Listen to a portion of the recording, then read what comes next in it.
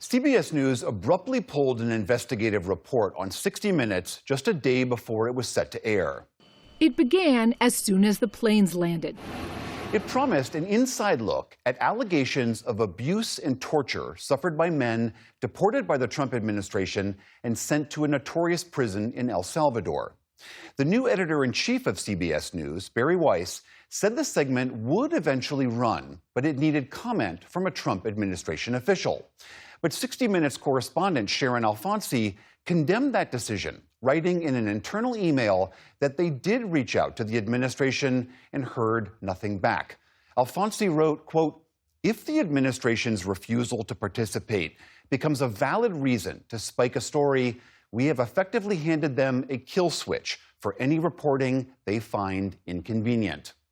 We are joined now by Brian Stelter. He's the chief media analyst for CNN. Brian, thank you so much for being here. For those who don't know the internal workings of an organization like 60 Minutes, how unusual is it for them to pull a story at the last minute like this? This is virtually unheard of. I've been covering TV news 20 years. I can't think of a case quite like this. It's unique because the segment was screened ahead of time many times. It was approved by the editors and the lawyers and the vetters. And then it was publicly announced on Friday afternoon. CBS likes to promote the 60 Minutes lineup ahead of time to encourage people to tune in on Sunday night. So it was promoted, but then on Saturday morning, new editor-in-chief Bari Weiss objected to the piece, expressed concerns about it, and that's why it was shelved. Bari Weiss had to have known that the segment had been promoted ahead of time. She had to have known it had been publicized, but she decided to intervene anyway. Now, that is her prerogative. She is the editor-in-chief of CBS News. But it's astonishing that she has done so, and it's created a lot of consternation inside CBS.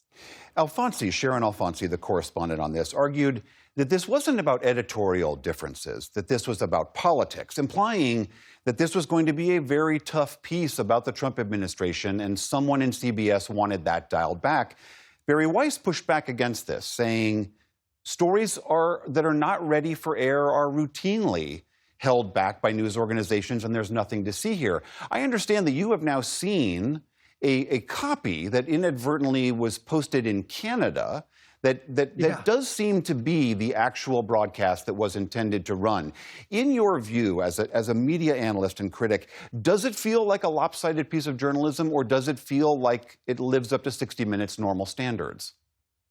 I think if this segment had aired 1 or 2 or 3 years ago, people would have said it's a normal 60-minute segment. It is in line with CBS standards. There's nothing particularly unusual about the segment. However, we now live in this very politically heated time where Paramount is under tremendous pressure from the Trump administration, and Paramount is trying to cozy up to the Trump administration because of various deals that are in the works. So you now have a situation where 60 Minutes is under the microscope, and this story, yes, would have been under that political microscope as a result. But let's step back and just, assess what you just said. It is stunning that this broadcast, which was held by the editor-in-chief of CBS in the United States, still aired in Canada. And that did happen. It streamed online. And in the last couple of hours, Americans have been watching the segment and been sharing it on sites like Reddit and Blue Sky. So imagine, right? You're the editor of CBS News. You are trying to shelve the segment, but it's now out there in the world anyway. Now people are watching it. And the point of the segment is to feature the voices of some of these men who were deported, who say they were tortured in the custody of the El Salvadorian government. That's the point of the story. Now, Weiss says she wants comment from Trump administration officials. She wanted someone like Stephen Miller on camera. And that would be great. And that would make for a different story.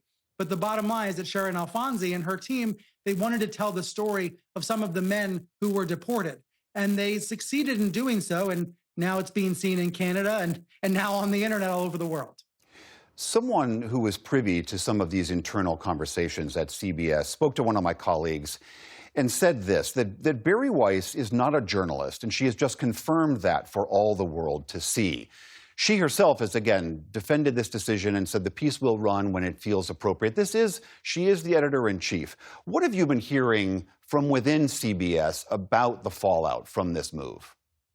Many CBS staffers say this is the moment they have feared all year long, with corporate meddling and political pressure tainting the journalism at CBS.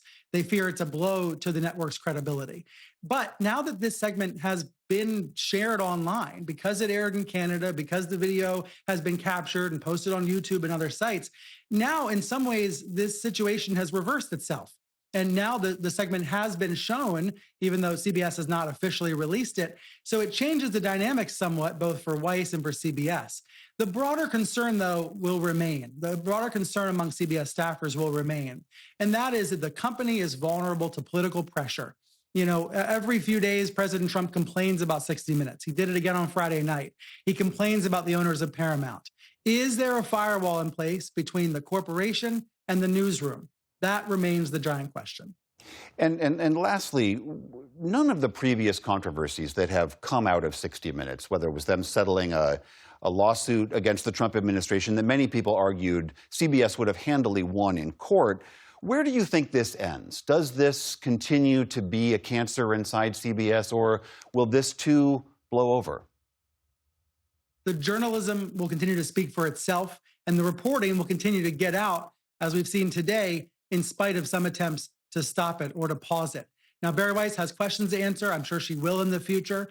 She says she's trying to protect the integrity of CBS, but that's what the journalists and the producers do as well, say they're trying to do as well. So it's a tug of war of sorts inside this newsroom. It reflects the broader tensions of our time. And this is something that is part of a broader free speech and First Amendment test that we're living through in the U.S. We're at the end of the first year of Trump 2.0. And I would say the media is largely winning, largely succeeding, largely passing that stress test. But the test is real. And we see that test underway right now at CBS. That is Brian Stelter, CNN's chief media critic. Thank you so much. Always good to talk to you. Thanks.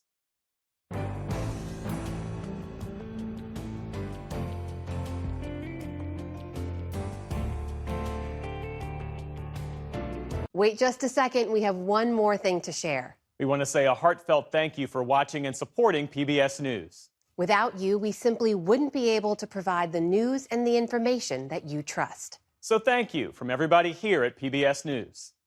Support journalism you trust. Support PBS News. Donate now, or even better, start a monthly contribution today.